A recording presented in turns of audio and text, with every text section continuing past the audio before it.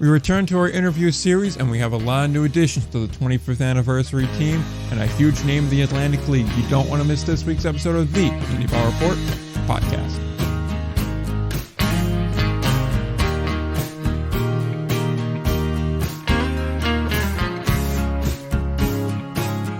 We're back again, episode number 214 of the Indy Ball Report podcast. I'm Nick, he's Will, and we have a huge retirement, some new additions to the 25th anniversary team, some new additions to the American Association and the Atlantic League as a whole. There's a lot going on this week. We've been fighting technical issues for pretty much the whole week, going back to when we recorded our interview this week, which we'll get to in a little bit. It's with Kevin Tuve of the New York Boulders, for those that are wondering. I won't keep you in suspense. And now I will let Will talk because I just cut him off right as he was about to start talking. So that was weird. It is all good. But yeah, it's a pretty news-filled week, at least on a roster front, I guess as well. And, we're getting, what are we now? I guess 2 weeks away from the Atlantic League preview? Yeah, I think 2 weeks away from the preview and the start of the season for them. Yeah. So we are getting ever closer. With 90 degrees outside, it feels like baseball weather, and I just got to say, it's 91 in New Jersey in April. This planet is cooked. The vibes are immaculate. That's where we're at. I love it. I love good vibes on a weekend for sure. Yeah, absolutely. So I guess we'll kick it off with the Frontier League, and that is with big news that came out on Saturday right after we released. I believe it was Saturday, maybe Sunday, but I believe it was Saturday.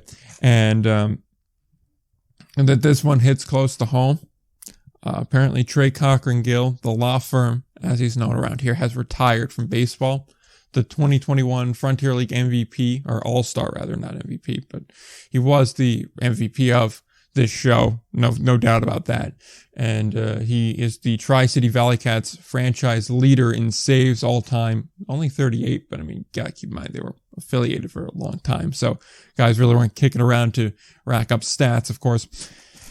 He finishes everything, 89 Ks, 40 walks in 108 1/3 innings, only 25 earned runs, and 99 hits allowed in his tenure with the Valley Cats, his tenure in independent ball. A titan of the game, in my opinion. Lost. This honestly ruined my weekend seeing it. How could it not? He's a legend. But I think that ultimately though, he had a great career, and not even just in Indy Ball. A guy who was able to get up to AAA as well. As far as affiliated ball is concerned, and a guy that was one of the best relievers, maybe the best reliever, the best closer in the Frontier League over the last 2 years with Tri-City. So he he had a really good tenure. Yeah, congrats on his retirement, and best of luck to whatever's next. But the law firm will always live on, that's for sure. He'll always have a place on this show. He'll always have a place in the hearts. He may be number 14 in your programs, but he's number 1 in your heart.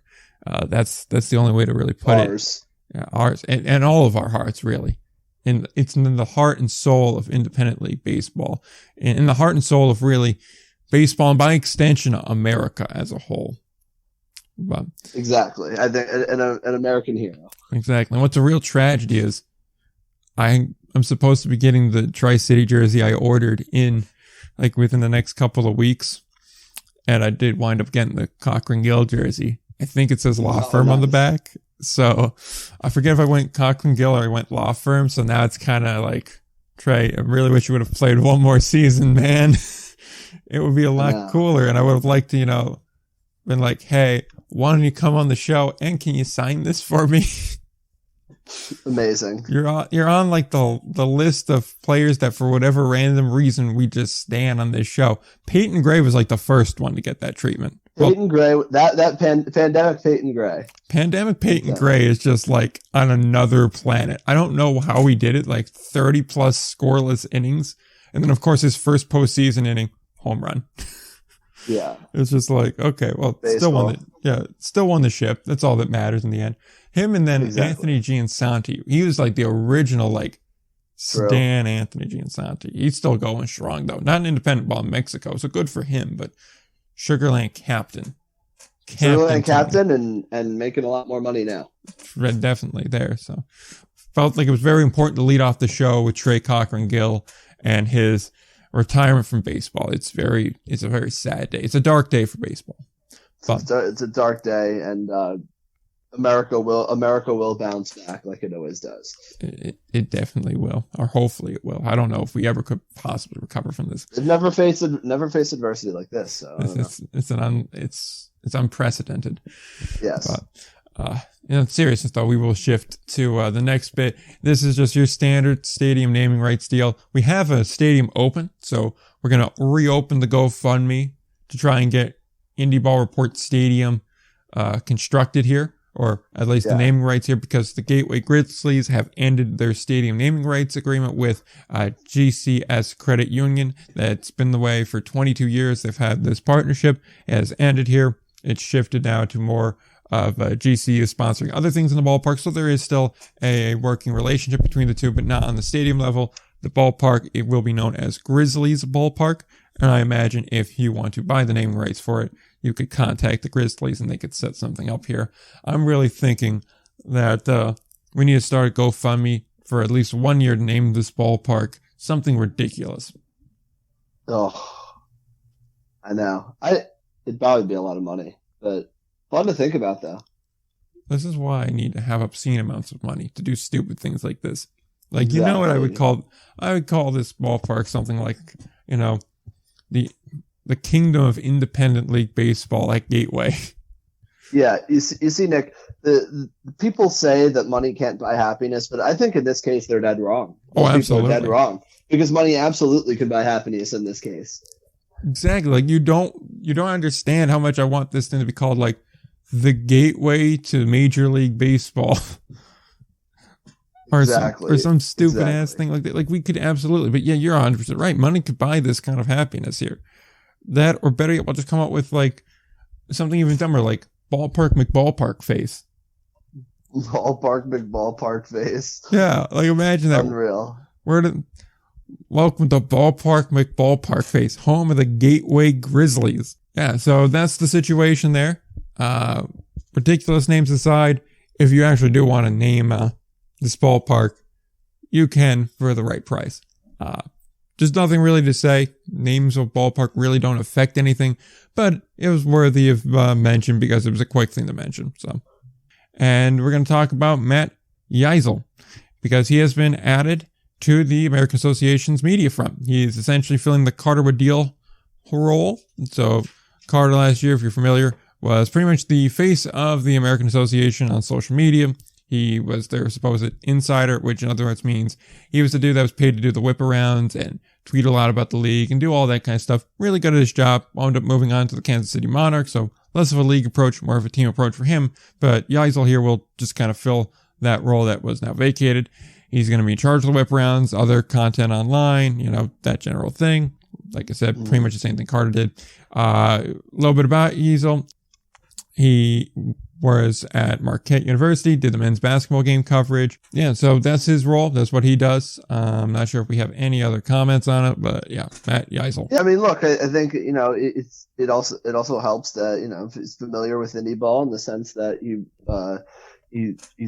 worked with Boise last year of the Pioneer League. So, I mean, congrats to him. And I'm certainly not a whole lot to add now, but certainly as that content starts to get churned out as we get closer to the American Association opening day and throughout the season, certainly get to hear his voice, see his face a lot more. Absolutely there. And so, he went the Will Thompson route of doing basketball before going into independent ball here, but I think you do it better. I don't know. It's one thing he certainly has on me is that Marquette made an NCAA tournament, and Hofstra never did, which makes me sad because I thought they were going to. But such is life for mid majors. Counterpoint, though, he had to live out in where the hell Marquette is, Wisconsin. I would still consider Long Island better than Wisconsin, though. I would agree. So I mean, that's the flip side of it, really. When you get down to it, you got to live in civilization. He got to live in an outpost. So That's a fair point. I mean, that's something you really have to consider. I don't think we should really be, underrating how valuable that is. It is very nice. I will say I don't know if I would ever live on Long Island for now, just because of how it's obviously very expensive to live out there, and like there's things about Long Island that are not great. But I mean the proximity is going to be the proximity to like everything is pretty awesome, I will say. Exactly, and the best part is you're not in the middle of like dairy country. That's true. I mean, like that's a plus in of itself. So big time. With that, and enough of the Midwest slander for now, because we will come back to that later on. But we go to the Atlantic League. We go to the last bit of news before we get to our interview of the week. That is, we have 3 players added to the 25th anniversary team, and then we have a huge addition to the Ducks. But let's get to the 25th anniversary team first. We got 3 guys this week. They hit us back-to-back-to-back days, and I imagine they're probably going to put one out once we're done recording here today too. But we'll talk about whoever that is on the next show. Bryant Nelson was the 13th player added to the list, the Atlantic League's hit king with 1,013 hits. He is also the at-bat king. He is also the singles king. He is 3rd in total bases, 4th in RBIs. He is also 4th in doubles, 7th in runs and extra base hits, a 3-time champion in back-to-back-to-back years. He is a 4-time All-Star, 2-time postseason All-Star, 1,000+ games played, and has a 10-year-long career, essentially, playing for the Ducks, the Bluefish, the River Sharks, and the Revs, as well as the Southern Maryland Blue Crabs as well, who I forgot to mention in the notes, but I do recall him being there as well. So truly a Mr. Atlantic League type of individual here. He checks just about every boxes, from both team accomplishment to individual accomplishment to longevity to, having meaningful success outside of the Atlantic League as well. The guy is, the tailor-made for this list. Yeah, I mean, Bryant Nelson is, when you think of like the Atlantic League in like a historical sense, and I mean, Bryant Nelson is near the top of that list, and so he was a complete no-brainer. It was not really, he was going to appear on this list, and just like all of the offensive accolades to go with the fact that he was a shortstop just made him that much more valuable. And he played really all around the league, as you mentioned, Nick. But hitting over 1,000 hits, I mean, in the Atlantic League is really hard to do. And something that a list of guys that I mean, that's not a very big list of guys who have over 1,000 hits in the Atlantic League or any independent league for that matter. So yeah, Nelson, no doubt. So no doubt about it, Brian Nelson on this list, and an easy choice. Absolutely. The guy, like you said, if there was a Hall of Fame, he would be on there. This is about the closest we're going to get to a Hall of Fame, I guess. And he is... Yeah, I'd say so. Yeah, so he's by far the quintessential guy here. Although I always think of him as a Duck, even though he's really more, I suppose more of like a Bridgeport guy, or really has no set team because he played for so many different ones. But I always think of him in Long Island, right? Probably, yeah. I would say so, and not to mention like those, it also helps when, Long Island's like always playing in the playoffs, no matter what. That's true. So I think that also helps with that too. But yeah, I'd think of him more as a Duck than I think any other. But although you can make an argument for others too. Yeah, certainly. We go to the other 2 guys now though, because we got to keep it moving. Dwayne Pollock is the 14th member of this team. He only played 2 years in the Atlantic League, but he was pitcher of the year in both of those years, 2012 and 2013. He played for the Lancaster Barnstormers, 2-time postseason All-Star. He finished with 32 wins to 6 losses. Obviously, wins and losses, more of a team stat than a pitcher stat, but still. A 2.63 ERA, 237 strikeouts, 66 walks, and 317 2/3 innings. He was also just a 1-time All-Star as well. So he's an interesting one because pitcher of the year in back-to-back years is definitely worthy of it, but he only played 2 years. So like the stats aren't as gaudy and eye-dropping as some other guys may be on this list or may even miss this list, but those 2 pitcher of the year awards are essentially what put him on this list. Yeah, for sure. And I think that it's an interesting, debate to have as far as like longevity. Cause like, let's compare, if you want to compare it to like some other guys, some other starting pitchers that have been named on this list that are, I guess, the opposite of Pollock too. Like for like a guy like Tim Kaine, for example. And where the numbers aren't necessarily like eye popping, but the longevity is certainly there. And he pitched for a long time, pitched in a lot of big games and dominance for a short amount of time. I think it's interesting, and I don't think you'd be wrong to argue one way or the other when it comes to this list. I guess having representatives of both on this list were bound to happen, but I think Pollock is definitely the most extreme example I think we've had so far of a guy, or maybe extreme is the wrong word, but just the best example of a guy that like, wow, like he was unbelievably dominant, and for 2 seasons, and that was enough to put him on this list. So like, I don't know. I mean, it's an interesting discussion to be had. I would say I would say he is deserving based on the amount of guys that have won multiple pitcher of the year awards. It's not a long list.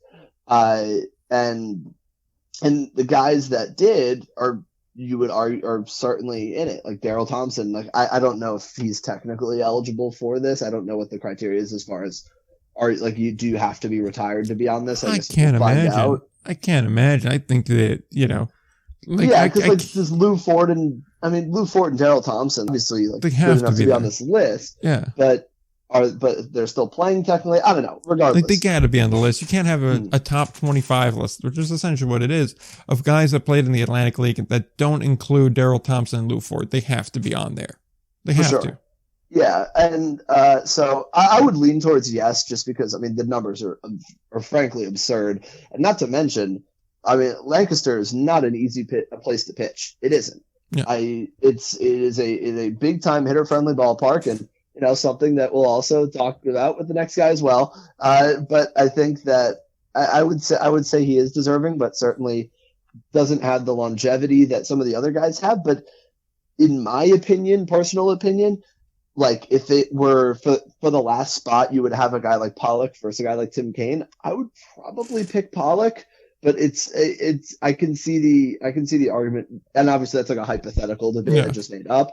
But I think it's an interesting discussion to be had, and one that we've talked about a lot since this list originally started to come out. Yeah, see, that's the thing. Like, I always tend to side more on the longevity side of it, especially in terms of independent league baseball, because of the fact of not a lot of people here that long. The truly dominant guys wind up moving on. So I tend to value that longevity just because that has its own value. It has its own quality to it. So for me, I'm kind of on that side of it. But I do definitely agree here in the case of Pollock.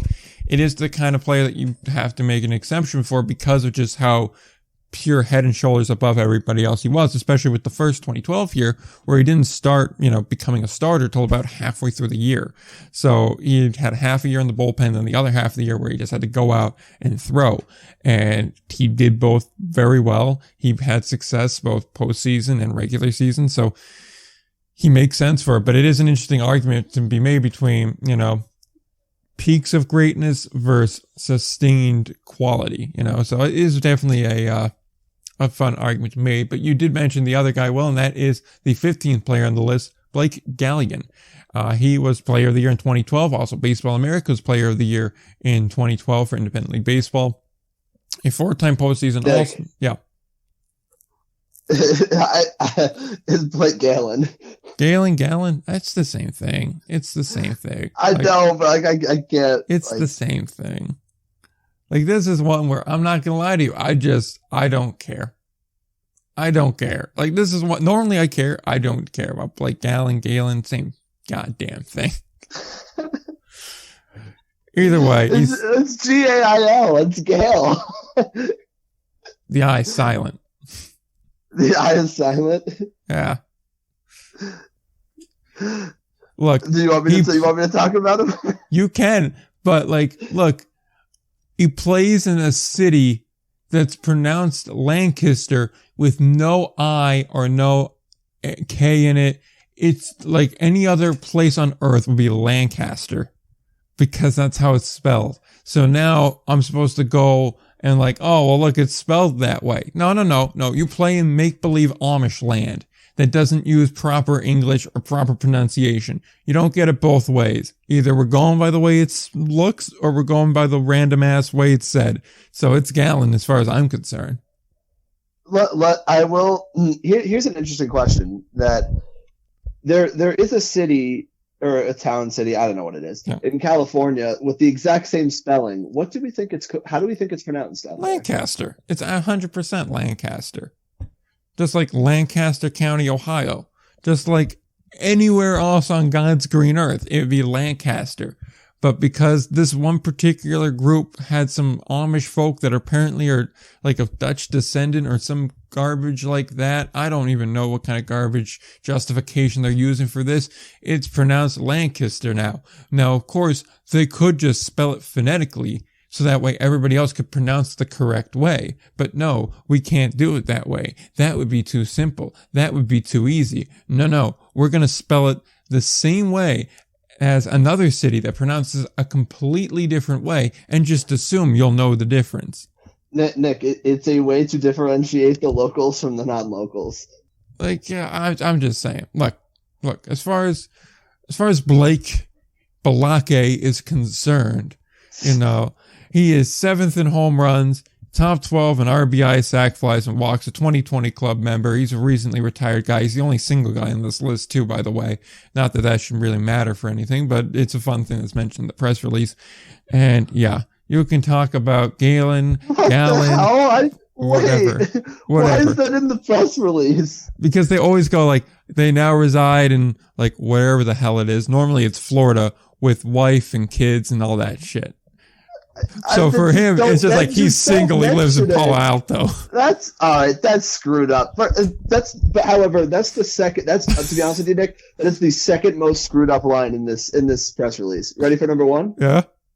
Quote: During his time in the Atlantic League, Gallon received multiple contracts with affiliated organizations, but always returned to the Atlantic League. Are you freaking kidding me? It's the Hotel California. He always can come back. Like, is it true?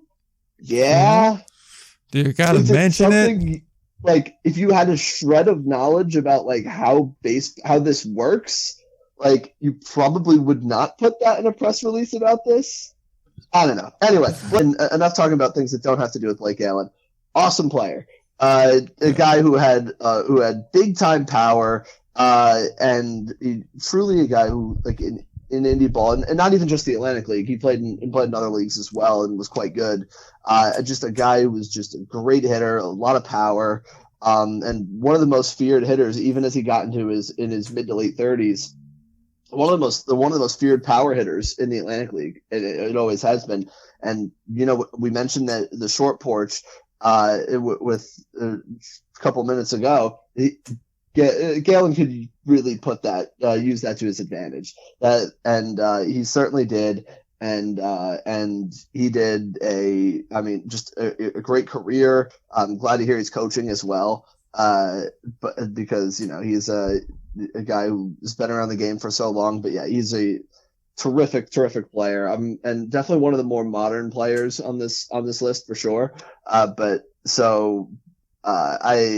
happy he's on there because I think he deserves it because he was a really tough out for quite a long time in the league.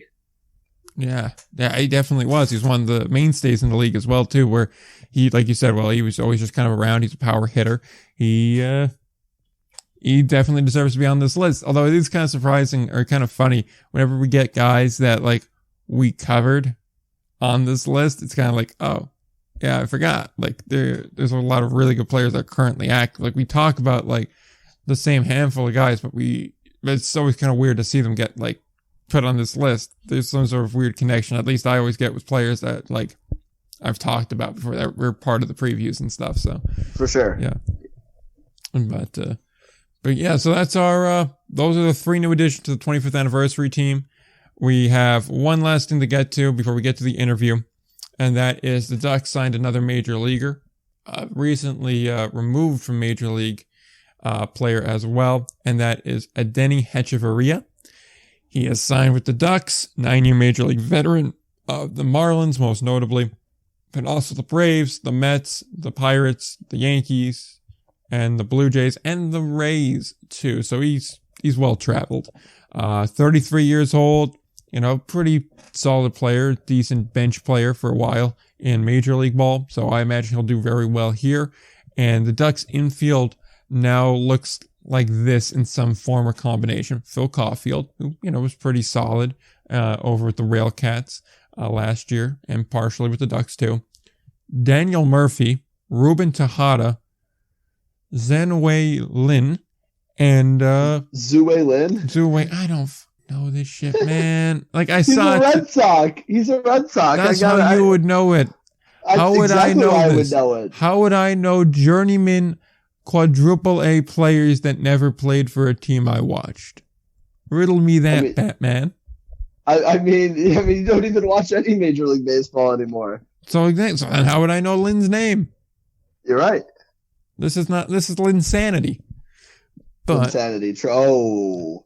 Yeah. If he starts raking in the beginning of the year, we have to bring that back. Absolutely. It's going to happen too.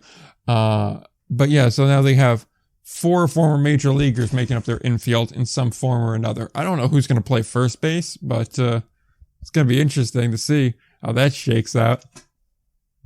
Yeah, that's a hell of an infield. And the Ducks are doing a great job building their roster. Certainly have a lot of things that they want to prove after last year's disappointment. But yeah, Hechavarria is like really interesting. A guy who's like really versatile too in the infield. It was as Nick you mentioned and pointed out, a guy that when played a lot of years as like a bench player in the MLB who was more of a high contact guy, didn't get on base a whole lot, but he's a guy that never hit for a ton of power, but his versatility is in the infield is certainly something that obviously a lot of teams value to keep him in the bigs for as long as he did. Now, since he played with Atlanta, he has played 2 years in Japan, and the offensive numbers at least have not been very good. Mm-hmm. So I guess that's something to look for. Although granted, the pitching in Japan is significantly better than the pitching in the Atlantic League, or at least like towards certainly the pitching we saw at the end of the year last year in the Atlantic League. Yeah. You would think the pitching's probably better to start the season than to end the season anyway. You would hope. And yeah. So that'll be interesting, but I think, it's to go from Japan to the Atlantic League, I think is an adjustment that Hechavarria could certainly make. And his versatility, his defense, will certainly be relied upon a lot. And I think it's a really strong signing. And I think the Ducks in particular, the last couple of years with them is that their offense has been kind of pedestrian.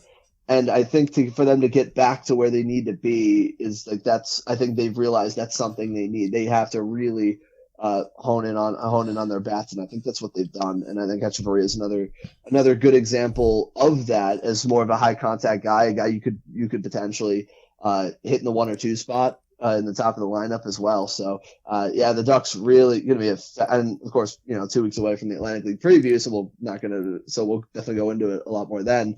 But I think they got a really strong squad once again. This is seemingly to be the redeem team for Long Island after last year's mediocre results. And last year was mediocre. I don't think there's any way to kind of sugarcoat that. They didn't make the postseason. They were just kind of hovering around for most of the year. This year they've come out and said, not again.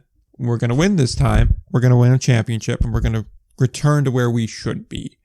And when you have a major league caliber infield, which may be a little bit of a stretch, but even still, none of those guys that we mentioned there, Hechavarria, Murph, or any of the others, would be out of place on a major league infield. You look at the rest of the roster too. You got Boog Powell, who's a former major leaguer too. Technically Lou Ford as well, although obviously there's a bit of a difference there. But you just go up and down. There's so much major league talent on that roster where you're kind of awestruck by it. And Hechavarria is just another addition, like you said. Well, for all those reasons, he's a good defensive player. He should be able to make the adjustment to this level fairly easily, fairly fine. At 33, maybe he gets picked up, but I also get the sense that he's kind of like in the Murphy boat of trying to make a comeback, but probably won't. The only concern I have for a lot of these guys, including Hechavarria, including Murphy too, is if we see a Matt Adams type situation where like he kind of dips for the last little bit of the season. But that was a bit of a different situation too. But even still, the amount of depth they have is just kind of insane to me. And Hechavarria is going to help with that. And the versatility that you have with all those pieces of your infield of being able to move guys to third base, to second base, to shortstop. Pretty much anyone can play anywhere. First base is a little bit of a question mark, but even still, I think Daniel Murphy could play first base fine. Exactly what I would think as well. Yeah. So even if you say, okay, Murphy, you're the first baseman here, you have 3 really quality middle infielders that are all capable of playing third base. So like, this is going to be a really fun infield to watch. It's going to be a really fun team to watch, point blank period. So I'm looking forward to that a lot. Yeah, at least early on, because as we always know with the Ducks, very rarely do they have does their roster on game 1 of the regular season on opening day as opposed to the last game of the regular season. It often looks a lot different. So, and that's always going to be the question. They usually do a terrific job replacing guys in the middle of the season who get, released by minor league teams and whatnot. So, it'll be really interesting. But to start the year, I mean, man, they find a roster better in the Atlantic League right now. It really is. It is extremely difficult there. And, there's a lot of work that goes into building these rosters too. You have the coaches that go out and do what they can, but you also have scouts. And that leads us to our interview this week, which is with the head scout for the Rockland Boulders, Kevin Tuve.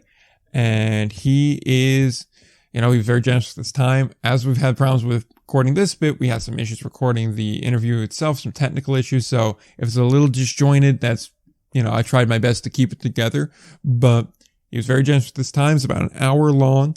I think you guys will really enjoy it. We go into the process of scouting, what he looks for in guys, how he actually goes about scouting, and just a bunch of other little minor things. There's a lot there to really like. And so I hope you guys will enjoy that.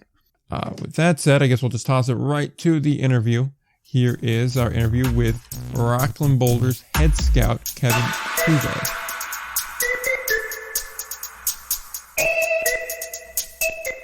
We are back again with another episode or another edition of our long-running interview series. And today we go ahead and shift it from somewhere in between the field and the front office with some scouting. And that is via the Rockland Boulders head scout, Kevin Tuve. How are you doing today?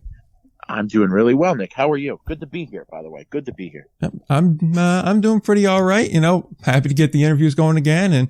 And, all in all, we're real happy to have you on. I mean, we don't normally get to talk to a lot of scouts. Normally we get either the front office types. Sometimes we get managers. So right. This is definitely a different perspective that I'm very looking forward to hearing and getting out to people.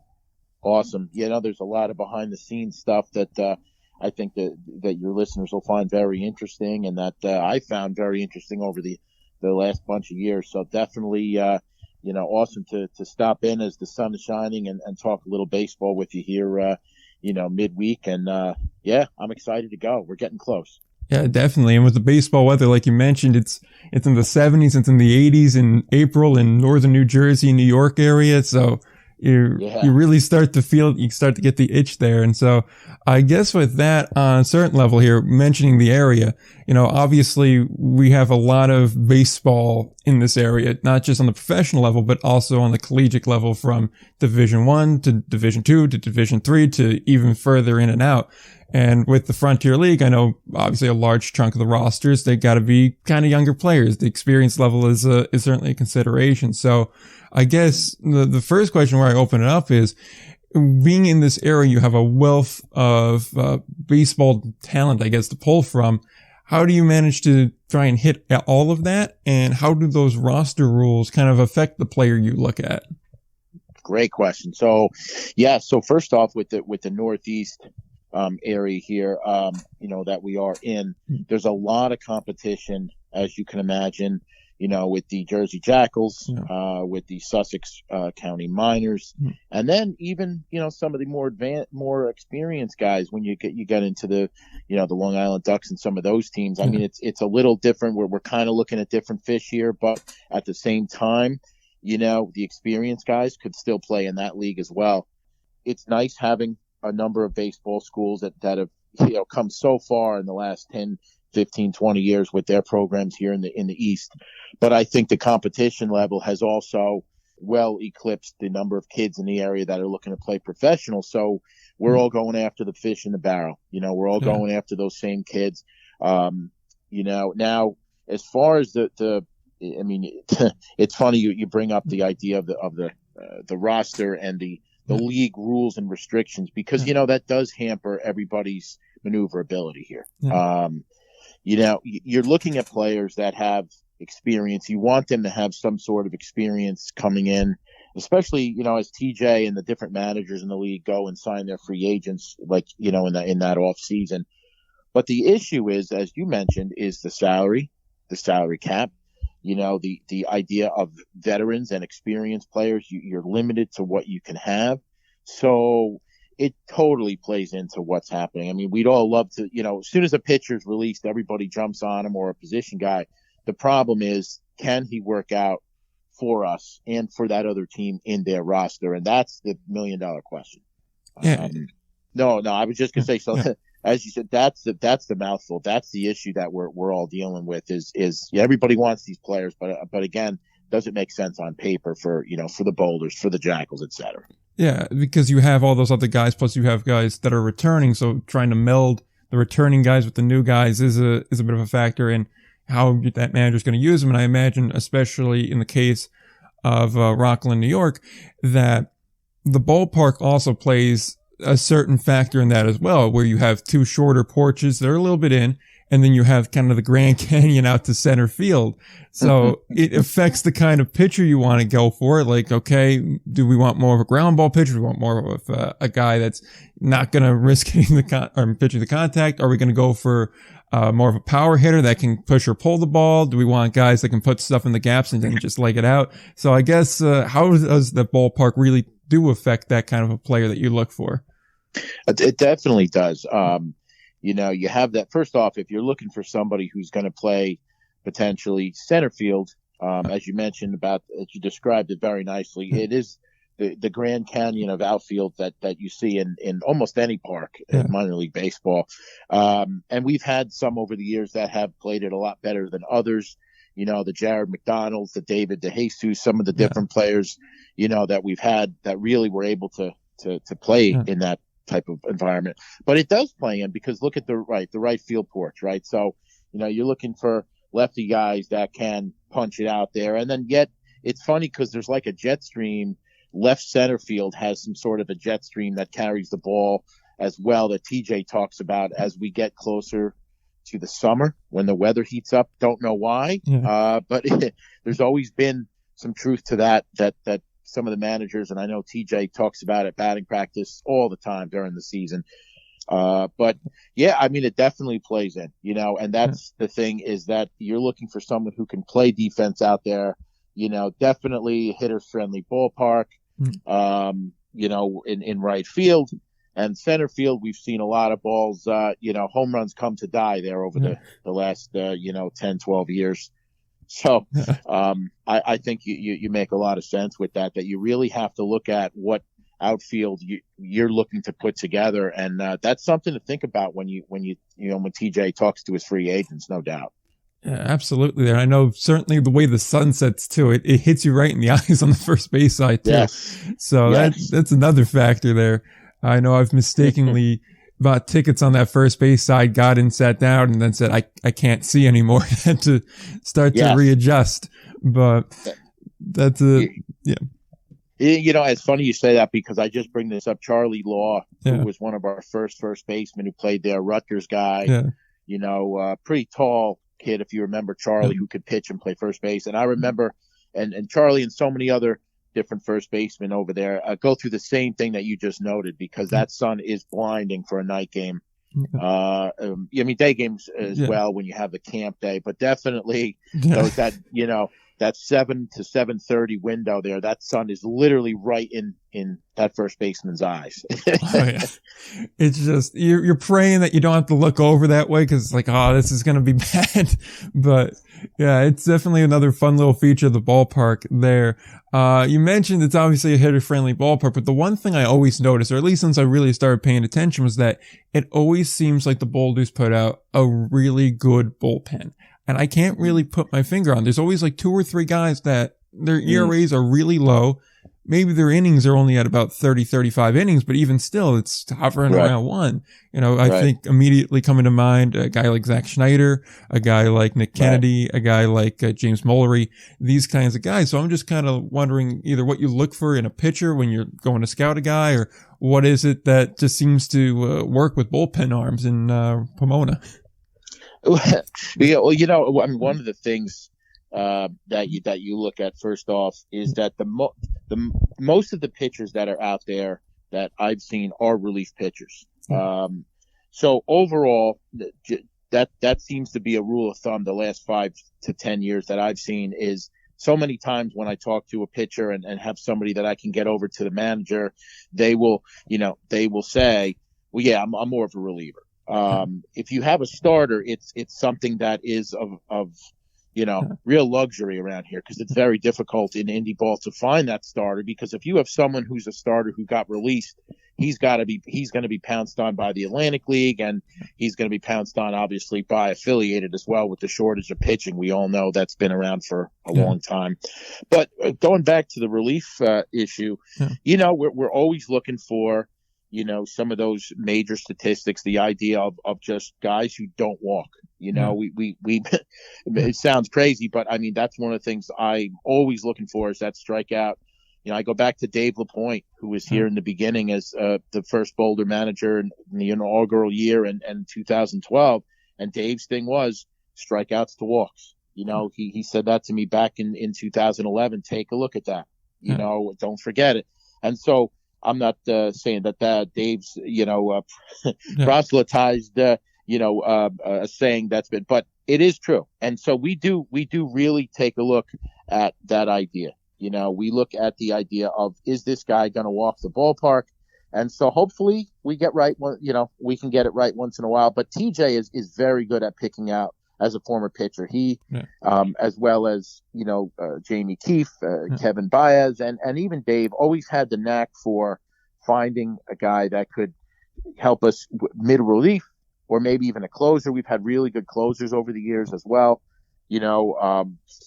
Going back, naming some of these guys, I'd have to take a look back. There's been a ton of names, but you're exactly right. I mean, the one of our strengths over the years, and many of the guys we've gotten signed are those relief pitchers. There's a number of those names that got out of here that were middle relief guys too. Absolutely. Yeah, I mean, the wealth of talent there is just something else. And you mentioned that, most guys nowadays are relievers. And I gotta wonder if it's a little bit just from everybody wanting to throw as hard as they can now. And so it's really hard, especially for a younger pitcher, just keep throwing, high 80s or more that many times in a row consistently over, 4, 5, 6 innings, whereas opposed to just throw everything you have into like the next 12 to 20 pitches. You're only going an inning, maybe 2 innings max. I wonder if that has something to do with the people going, oh, I'm more of a reliever now. Just they want to throw hard as opposed to throw smart. I think there's a lot of truth to that. Yeah. I mean, the fact is, in independent ball, there really aren't pitch counts with many of these teams. You're going out to air it out. I remember, learning that from Jamie Keefe way back, and when he and I were in Pittsfield together many moons ago. That idea of, this is Indy Ball, you go out there and you pitch. It's a throwback type of mentality. But you're exactly right. I mean, these kids, they go out to air it out. They, especially with the statistical, world we've been living in here in the last 10 years, and the idea of, hey, I'm not getting signed on throwing junk. I'm going to get out of here throwing it through a wall. And I think that is part. And then we see a lot of injuries that way too. Yeah. We see a lot of guys shut down that never get to pitch and conclude the independent season at the end of the summer. So that's a great point. I think you're onto something with that, no doubt. Yeah, definitely. And I mean, to a certain degree too, like you mentioned, all the injuries that come along, because a pitching motion isn't really a natural throwing motion Right. for your arm. So putting all that extra stress and all that extra tension on a few ligaments in your elbow, you're essentially asking for it to implode. It's just a matter of, are you going to get to your location where you want to be in your career before that happens? Because if it doesn't, then, you just made your road a lot more difficult as opposed to, learning, for lack of a better term, learning how to be smart about pitching, to be direct about it. Yeah, and it's funny because that's one of the things too. Now that spills into the discussion of the disabled list. Yeah. Because in the independent baseball, you have only certain amount of guys you can put on the disabled list. It's not like the major leagues where you could just stockpile guys. So the problem then becomes, how many guys are you going to put on the DL? How long are you going to wait for somebody to come back? Yeah. You're playing 100 games. This is not a developmental league. Yeah. It's win now. How many times, and you've seen it more, just as much as I have, I'm sure, around that you keep an eye really on all the leagues as the season, season progresses. How many times have you seen a guy that all of a sudden you just don't see pitch anymore? Oh, yeah. What happened to him? He's on the DL. He's back. He went back home. He's not sure if he's coming. And then, as you just said, he puts a roadblock in between him and getting back to affiliated again, because now that's a red flag. Oh, yeah. And I feel for these guys, especially the pitchers in that case, because it's the hardest for them to come back. Yeah, it's just one that I always was wondering about and always would, kind of think about, like, okay, but yeah, you make a great point too. When you just don't see them pitch anymore, they're not really listed anymore. They were quietly just kind of released. And it's always fun when that happens too, right before the season, right during the preview season, like we're kind of in now too, because you see, I keep trying to chart them as people get added, so that way it's not too bad this time of year. But, but then you always have guys on that final roster where you're like, you were never listed even as signed, and, I don't have you anymore. Right. Well, that's a good point. There'll be fans who will say, hey, Kev, what happened to so-and-so? And it's like, well, he was never here. Yeah. Maybe there's a visa issue. Maybe the guy was never, that's independent ball goes through this with the visa issues and the injuries that a lot of those, I remember, I want to say 2019, 2018, I believe Jamie Keeps last year. Yeah. Here, we had 3 dominant pitchers, and one was a closer that we never saw from Venezuela and what have you, that we never got here because of the visa issues. Had we have gotten those, and, same thing with TJ last year with one of his catchers we were never able to get, who was a foreign-born player. So you have that visa issue and you have the injuries. And so all that together adds up to a major problem, because now these are guys that everybody's looking for. They're names that you and I know that could help a team out, and yet they never get to see that kid throughout the summer. Yeah. So that's a whole nother aspect of this that many fans have no idea of. Oh yeah, absolutely. You see guys like, I remember a couple years back, a great example was like Jimmy Paredes and Edwin Espinal for Somerset. It was like these were 2 guys that were supposed to be like kind of pillars for that team, and in the end, they just missed the postseason. And you have to think, if the visa issues didn't pop up, that's a big difference maker. And especially like you said, it's all win now. So you can't afford to, drop a game or 2. We saw this past year, even with the wild card race, how tight everything was, especially in the division the Bulls were in, where, I know me and Will, we were just watching that race go down, because on the other side, it was like, okay, Schaumburg's pretty much guaranteed at this point, and same thing with Washington, whatever they're doing. But over in the East, it was like, okay, we know Quebec's here, because they're just kind of way up there. But there was for a very long time, into the last, I'd say 10 days of the season, 4 or 5 teams you could reasonably say were going to make the playoffs. It was a very difficult division last year. And that's exactly, we were splitting hairs, as they say. They were so close. And at the same time, those impact players, every team was scrambling to get somebody in there before the trade deadline. And it's just so difficult. We had so many names that, TJ and many of his contacts had possibly available. But again, you had your visa, you had your salary cap. You had other things like, players are working. Are they able to come here and do those kind of things, for the last couple of weeks of the season? And so it becomes very difficult. for that to happen. So I agree with you. I think it's it's a complicated thing, especially adding players. I mean, I'd have fans all the time as I'm walking around, hey, when are we getting another, starter? And it's just not like Major League Baseball where you can sign a guy and a blink of an eye, a 6-inning guy shows up. It just isn't. It's not that easy. It just isn't. The resources just aren't there for it. Correct. Yeah.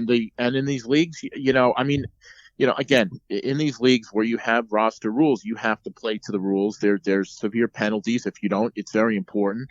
Yeah. You got to keep the integrity of it, and our league is very clear on what the rules are, and there's no problem with that at all. It's just a question of winning with those rules are quite difficult. So you have to have those resources that, of coaches and scouts and people along the way that will present your manager with somebody that makes sense, and you can get him in that roster.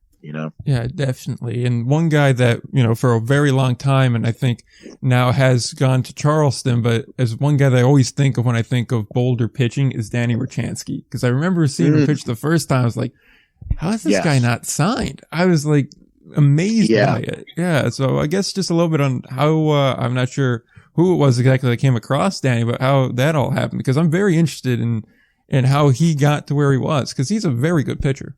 And credit TJ here, TJ Stanton, Tucker Nathans. They know so many different people, and they have so many different resources.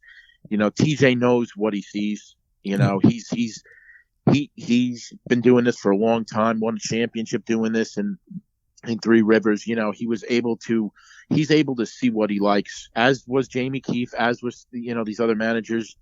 Brian Dahlback, who I started working with back in 2010. These managers have a good idea of what they're looking at. Rurchansky was a guy that TJ was able to, pick up. I don't know many of the details of that, but I know that if you had 23 of them, my God, this guy would go out there with his arm hanging. He's one of those throwbacks, and sorely missed, but as you said, we'll be very happy, if he can go there, make it, and hopefully he does get out and get to where he belongs in affiliated baseball. Danny was, was what you saw. He was that automatic, and it's so hard to find pitching, especially for a 100-game season. But Danny was tailor-made for the league and for the Boulders. And so, you bid farewell, but at the same time, where's that next Danny Rurchansky going to come from? Well, that's the challenge. That's what we're working on all the time.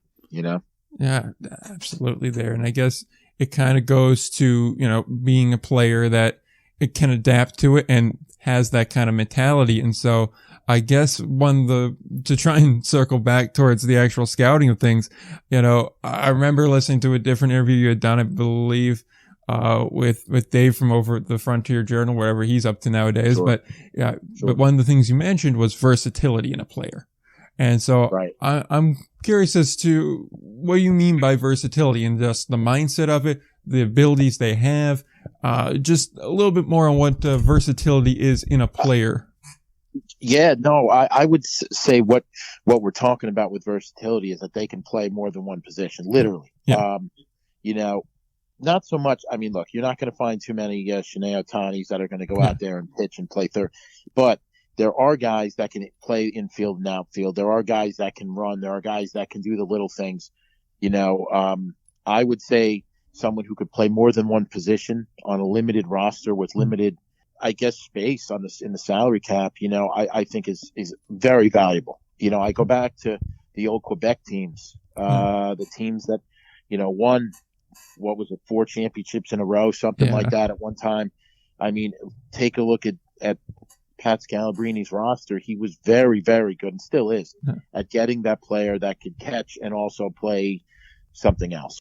We're back from the technical difficulty. I probably would have mentioned this right before I introduced the interview, but we had a small issue. We're back now. That's all good. We were just talking about versatility in a player and whatnot. And so I guess that kind of can lead into the second part of the question that I kind of have here, which is to say, what else do you look for in a player? Because I imagine a pitcher from a actual position player is a bit different, because with a pitcher, Right. it's hard to have that kind of versatility of playing multiple positions and being able to kind of maximize the use, the ability of your roster. With a pitcher, I imagine the most versatility you can really get is he can start and he can come out of the bullpen. I imagine that's kind of the ceiling on it. Yeah. I mean, it's two different things. A lot of times, I'll deal with a lot of the younger free agents that are out there, as far as, putting different workouts together or putting different, lists together for TJ and for his staff. The big thing is there's just certain players who are experienced, and anybody that I think would be, somebody that the manager any given year would want to see. Those are the guys that I'll do a little bit of the research on and then push it right over to the manager and let him take it from there. In the past, I have dealt with like the player agents as well, and giving them the pitch to come play in New York and that sort of thing. Definitely, did it often during Jamie Keefe's time here in New York. But you're right. I mean, it's, you're looking for, aside from the versatility thing, for the position guy, you're also looking for somebody that, would make sense financially. Yeah. And that's the thing, a lot of times I'll push guys over to whoever the managers are, the team, during that season, but it won't come to fruition because it just doesn't make sense, unfortunately. I mean, I remember real quick, one year, Miguel Tejada and Manny Ramirez were looking to play independent baseball. Yeah. And I remember talking to their advisor / some sort of an agent that was in talks with both of them. And the big thing was that it just didn't make sense. I mean, we were trying to put any possible deal together in Rockland as we could, but it never came to fruition. That whole process there, that's extremely interesting. And it is something that I want to go down the rabbit hole a little bit more on, because you mentioned working with a lot of different managers. Obviously, there's Jamie Keefe, there's Baez, there's TJ, there's a slew of guys here. So does the process kind of change a little bit with each guy to try to tailor-made it to the manager? Or is it just kind of the same of, okay, every day we're going to go out and, like you said, we're going to look for these guys. We're going to find opportunities. We're going to find just options to make them available? Or is it kind of, okay, I know this guy, he prefers this kind of player, so I'm going to keep a special eye out for that? I think it differs. It definitely has differed, from the beginning when I started actively getting involved in this to where we are here today in season of 2023. I think, every manager will trust you in one way and maybe a little bit less in another, or maybe more in another. It just depends on, trying to figure out what they like and what, there's certain protocol, I guess, that, my biggest thing all the time is I don't want to step on toes of anybody that is running the manager hot seat. I'm not, my goal is to be a compliment to them and not to be somebody. I mean, I have no ego here. I'm 46 years old. I'm not going to be, looking to sign with an organization at my age, man. This is probably as high as it's going to be. And I'm satisfied with that. I'm very fortunate to be, able to work with the Boulders in Rockland. That's the home team. That's 15 minutes from where I live. It's a great opportunity, and I've gotten to meet unbelievable people doing this there. So for me, the biggest thing is trying to figure out, like you talked about, projecting whether a player or a pitcher would be somebody that they might want to take a look at. And if there's the possibility, then I send them over, because I don't. The worst thing would be if I ruled somebody out without getting it to the manager. That would be defeating the whole point of doing what I have to do. And that's a fear of mine. I don't want to do that because you don't know. I think I've learned one thing as we go through, that sometimes you look at somebody and you say, I don't know it, but I'm not there. I'm not seeing how hard this person is hitting balls or how, there's what their stuff looks like on the mound, in some facility somewhere in the Midwest. What I need to do is make sure that TJ or whoever the skipper is at the time gets to see this person, or at least knows about it and says, you know what, we tried to do this and this is what happened, or we signed this person and they're going to come with us, then I know I did what I needed to do and back on the case. So that's kind of my strategy, if you will. Yeah, it's leaving every possibility open and allowing the manager to make that call, but still presenting all of those options, saying, hey, we have this, we have this, we have this, and say, which route do you want to go down? I've got all of these waiting for you. It's just a matter of what you prefer. Yeah, because I learned the hard way. I mean, for years I was looking at players and convinced that, and you start to take people's word for it without seeing something, and that's dangerous. And I did that for years, where it was like, I'm told this, I'm told that. And, my answer now when I talk to agents, when I talk to fathers, when I talk to coaches, scouts, the biggest thing is, let's see them, if it's somebody young, let's see them in person over 2 days. Let's bring them to our workout. Let's take a look at it. I get, as everybody does, you get always those wild phone calls or messages. And many times it's just not even a gimmick. It's really just a dead end. A lot of these players, they want to be signed without you seeing them. And that's hard to do unless there's a body of work here. And I don't see a body of work on the younger guys very often. It's, all right, they were at a Division II, Division I school, and this is what they did. But can they come here and hit a guy that was in AA? I don't know. I don't know. Yeah, and I get the same thing all the time where, the whole messages, emails, they flood in with guys that just say, hey, I'm X old, here are my measurables, here's some of my tape, can you send it around to coaches and managers and stuff? And it's like, well, first off, I try not to, because I'm putting my name on a guy that just randomly sent me a DM on Twitter, and I'm not sure how comfortable I feel doing that, first off. And secondly, it's also, you get to pick the tape you send me. Like, you're not going to send me a bunch of, bad cuts or bad pitches, right? You're going to send me your best work. So like, yeah, I could shop you around, but also it's like, my job isn't to, meddle in teams' affairs. My job is to go, all right, this is what the teams are doing. I'm letting you know now. So I totally get that, where you just get a bunch of guys that send stuff and just kind of expect one thing to happen.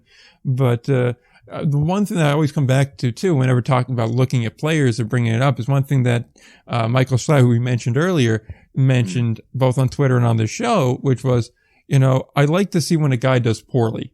I like to see how he handles himself there, because that tells me a lot about the player itself. Because anyone can have a good day or one bad day, but I want to see how you react to that, how you handle it. Are you, just throwing your glove, making a mess of the dugout, just like pouting? Or are you going back in and then afterwards saying, all right, I have to go get in the cage. I have to go throw another BP. I have to do something to fix that bad outing. And that's something that I always think about. So I guess, especially with the young players, trying to see that mindset is also something that you really want to look at.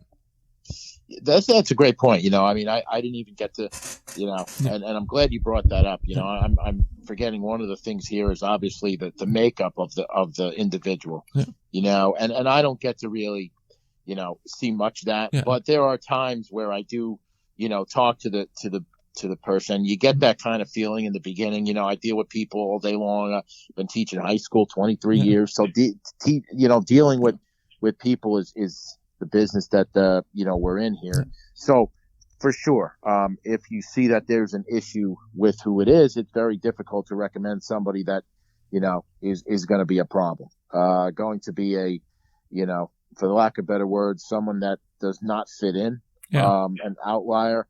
And so you have to be careful of that too, because you bring in the wrong, and anybody that's listening, that's involved with baseball will see that from the young kids, right? The kids in Little League all the way up to the major leagues. I mean, you have a Clint Frazier, you have some of these guys who are professional major leaguers, and they leave, and then the word comes out, about so-and-so was not someone who really fit in well in the clubhouse, so I think you're right. I mean, there's a lot that goes to it, and I don't know if every player is going to make you better. If he's someone that's, a turd in the clubhouse, you got to be careful, because he could really wreck chemistry that your older guys have and have established that over the years. So that's something you have to watch for too in all these professional ranks, no doubt about it.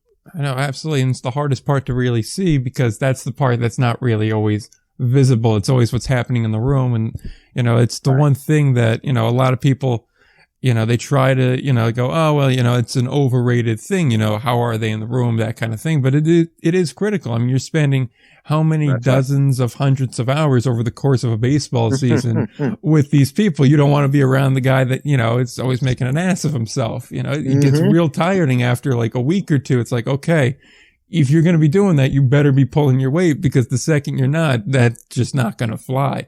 And it kind of goes back to something I remember me and Will talking about was, how analytics are used now, and how it's like you have such a war between eye test and numbers and the people that just make up this fancy chart with a bunch of colors on it and a bunch of numbers on it. And it's like, I don't mean to, kind of disregard numbers, because advanced numbers, they have their place. It's information. To ignore it's, you're just ignoring information. But I guess to kind of bring it into an actual question would be, how do you kind of meld somebody that shows like, oh, I got all these advanced numbers with what you physically see on the field? Yeah, and that's a whole nother thing too that has to be considered. We're in the Frontier League, we use Yacker Tech, which is, it's like TrackMan, all these different programs that like the Atlantic League has and stuff, which is great. I mean, there's a lot of unbelievable information that interns are learning about, the players get to see it, the manager, coaches. I mean, I know on our side, everybody takes a look at it. The other teams, the same thing, as they come in, umpires look at it. So there, you're thrown a huge wealth of information quickly every night. Right. But I think you're right. I mean, the biggest thing that besides that goes into play here is, all right, you look at the character, but do those numbers tell the story of somebody that would make sense for, an independent professional team to go for? Is it somebody that's going to come here and make us better? Or is it somebody that's going to put individual numbers up and probably get out at some point, but cause havoc in the meantime?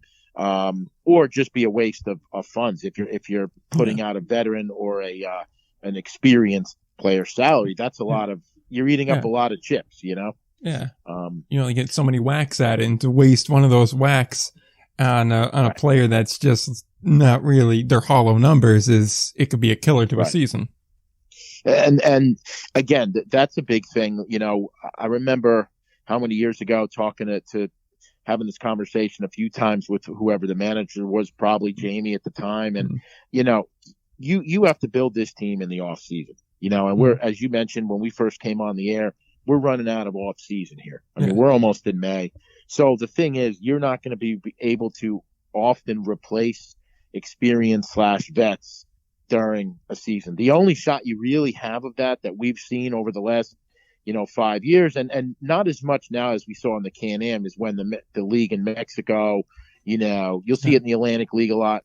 The Mexican League is finished. You'll see a lot of those AAA / ex big leaguers come up and get signed.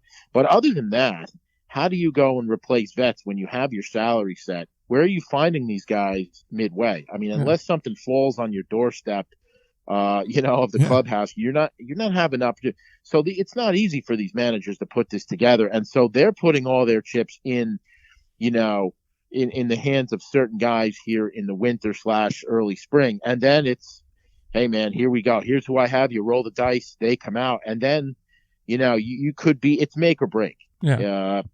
So that's an interesting point that you bring up, especially with the statistics, because, what do you do? I mean, our manager lives up north in Canada. He's taking a look at video and going crazy during like every other manager is. How do these managers pull the trigger on something based off those numbers in February they're looking at from the previous summer, Yeah. And how much does that change, especially when you start watching that video? How much is that going to change, when they're throwing in August of last year to when they're throwing in May of this year? Right. A lot of stuff happens there. A lot of mileage gets put on there because a lot of these guys, especially, they play winter ball, whether that be, Dominican Republic, somewhere else in South America or over in Australia, wherever it may be. So that's a whole nother factor to really jump in on that too.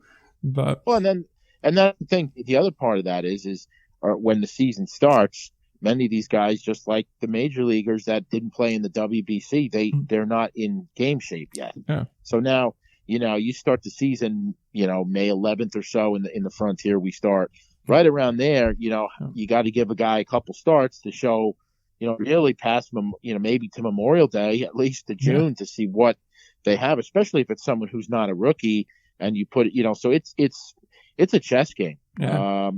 I never realized that the first couple of years until I started really being in the room when these managers and coaches break down that kind of stuff.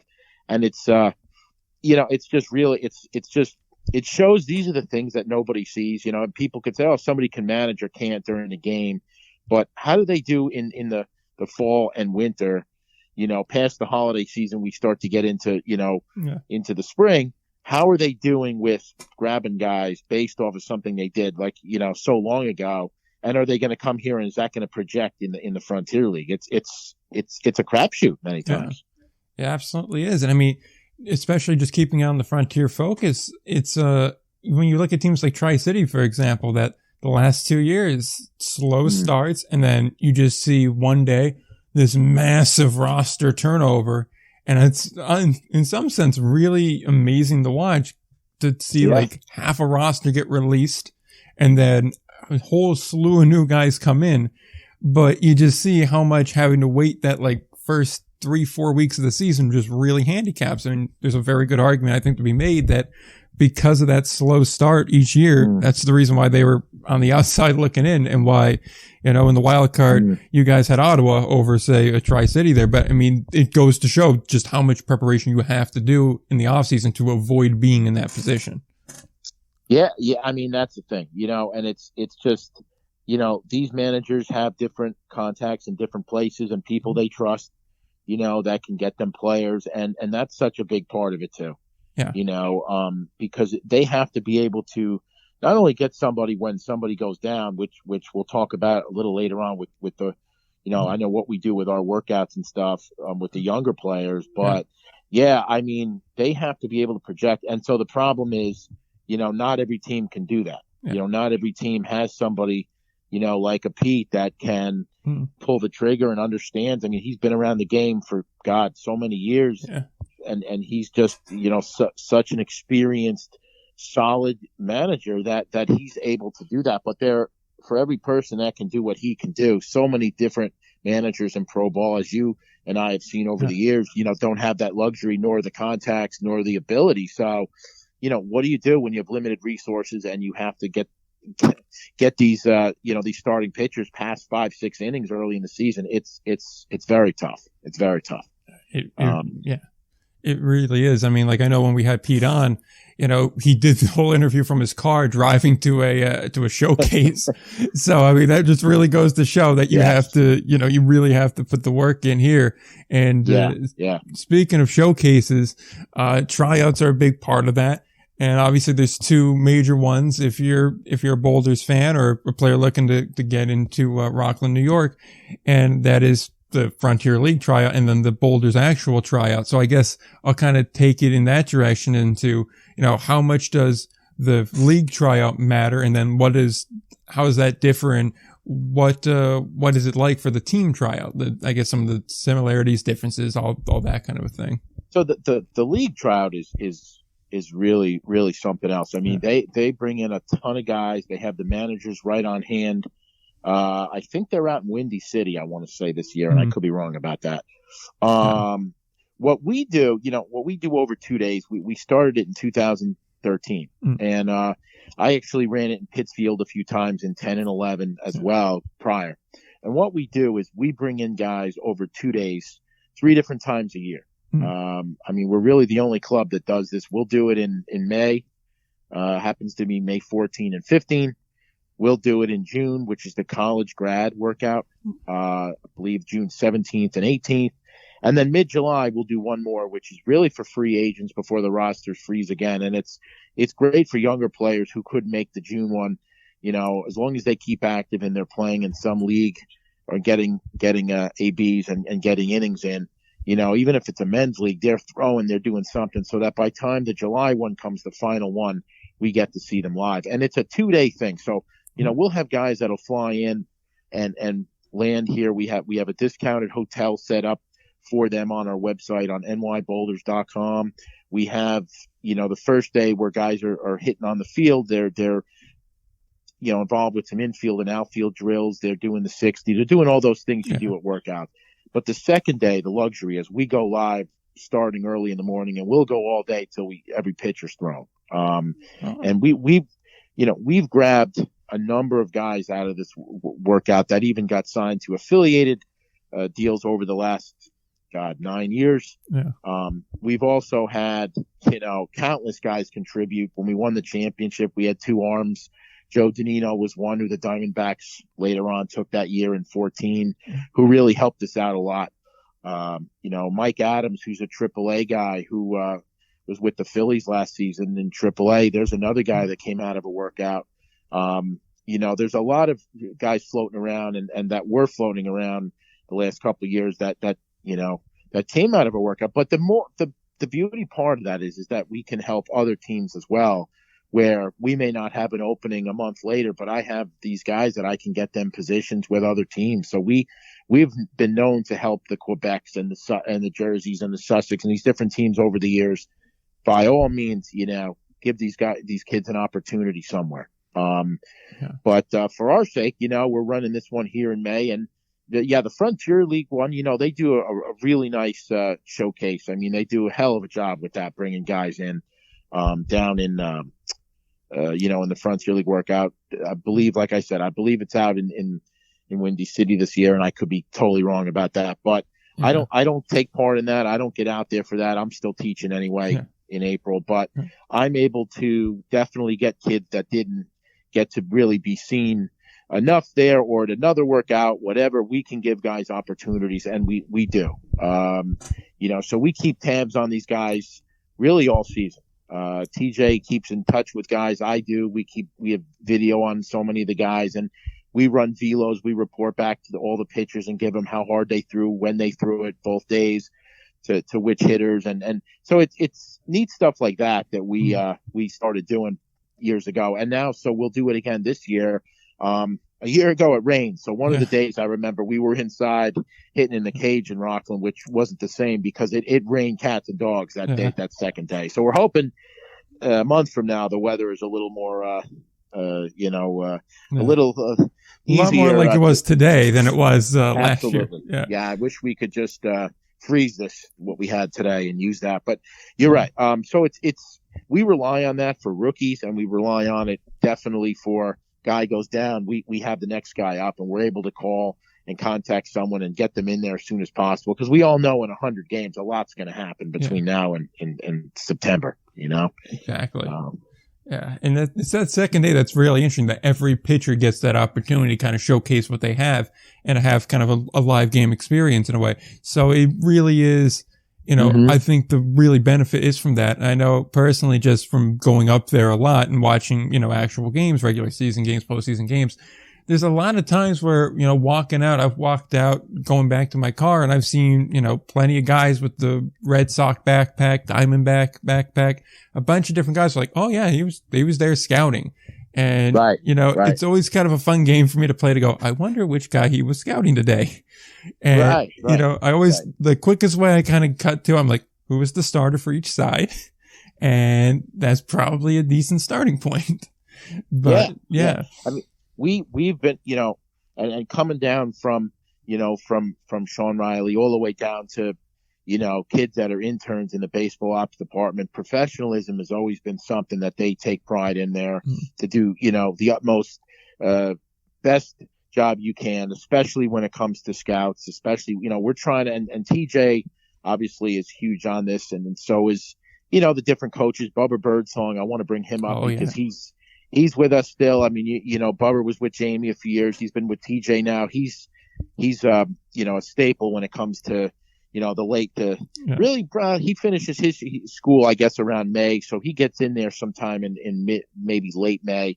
But the biggest thing is that we get to show these players off and try to, do whatever we can and get video and anything we can to try to help, a player get seen and get to affiliated baseball as we've seen happen, each year. So that's a big thing. But absolutely, you see, the Dave Scrivens from the Red Sox, and you see, Billy Milos from the Twins, and these different organizations, come in and see the Boulders play. So the goal is to, really try to reach out and as TJ and Jamie both did, and Kevin Baez and the different managers I've seen them all do it. I mean, do their best to get these players seen, and that's when the crowd goes home, that's the name of the game too, is to keep the cupboard full and recharge the batteries with the older players out and let them get signed, hopefully, and in come the young kids, and that's where the workouts come in. Yeah, absolutely, and that's really the best way for a lot of these younger guys to get picked up, because if you have tape against professional pitchers or professional hitters, I imagine it means a lot more, because at least okay, this is against this quality of player.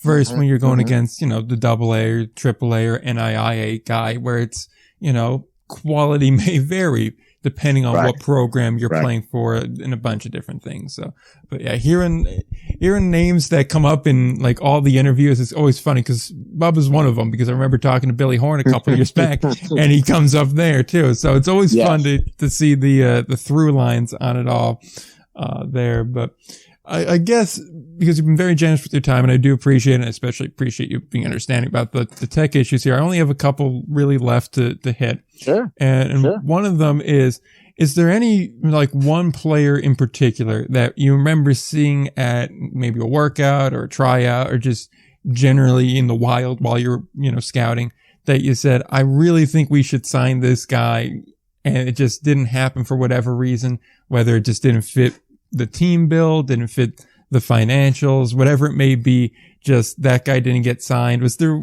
ever one guy that, was kind of the white whale, if you would? I'm sure there is. I'm sure there is. I'll tell you, what if I answer that question with a question? All right. What if I take, now I did work with the Seattle Mariners for a couple months, 2012, and there was somebody that the Boulders had that I wish Seattle would have taken a look at, that eventually went to the Mets and was pitching in AAA, Jonathan Velasquez at the time. Oh, okay. But I mean, obviously, the first part of it, yes, I'm sure there definitely were over the years.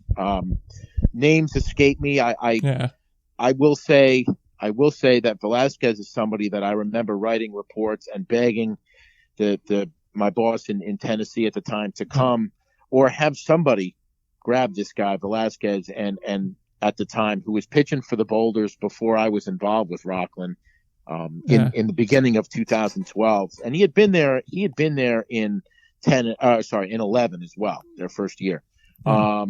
So it just never, they just never did. And the point of that was, it was great to see that the Mets, I believe at the time, gave him the opportunity. And then he went to came back to the Atlantic League. The Boulders had him at the end of his career as well, one more time. But there is a frustration to go back to your original question, that, it does happen. It happened a lot more in the beginning, because I think I kind of would get myself all revved up that somebody was going to come with us and make an impact. And then when it didn't happen, I just didn't understand it. But that's part of the game. I mean, somebody in my position is not going to be someone that is going to, anybody's going to really remember, that much as far as eyeballing people. But I think it helps when, I get to help a manager grab somebody that I saw, that I talked to. That, to me, that's the reward when you drive home. That's the biggest reward. And I enjoy that part of it a lot, trying to help out, putting my stamp on something to know that at least we covered another player because I saw it or bumped into somebody or simply got a phone call, which happened this year, So, but I think you raise a great point. I mean, there's a lot of frustrations with that for anybody that's in that scouting position, because you don't have the say, you don't have the signing power, the juice, but yet at the same time, you do have eyes and you do have ears. And so, how you react to them not signing the player is very important. And that's where you have to make a decision and see where that goes from there, Yeah. I absolutely get it. 'Cause I know there's a lot of guys that we point out on this show whether they're playing. I'm like, how has an affiliate team not picked this guy up yet? It just makes no sense to me that he's still an option for a team. I get that a lot. And then there's other guys that, they get cut for whatever reason from an unaffiliated team. And then, I'm like, how is he not being signed? Like, this has to be the player just doesn't want to be. Like, there's got to be something more to this. Like, one guy in particular, I remember from the American Association a couple years back was Troy Alexander. I was like, he had such a good rookie year. And I believe it was St. Paul. And then he didn't do as great with Sioux Falls. I was just like, what I saw here, there's still enough here to be worth one more shot. Like, someone has to. Yeah. Like, one of the best pitchers I ever saw in independent ball. Maybe the most dominant performances I had ever seen was from Alexander. Yeah.